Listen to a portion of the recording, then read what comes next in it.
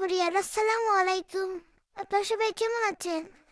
কালকে হচ্ছিল ঈদ, আর ঈদের আগের দিন আমাদের এলাকার সবাই এরকম করে পিঠা বানায়।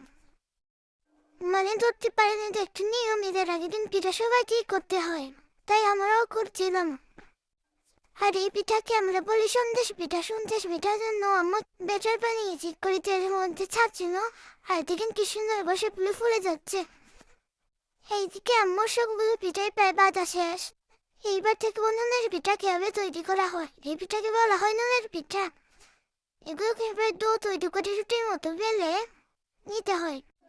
তারপর যে কোনো একটা শেল দিয়ে কেটে এগুলোকে একটু ফুলের আকার বা স্টারের আকার দিয়ে নিতে হয়।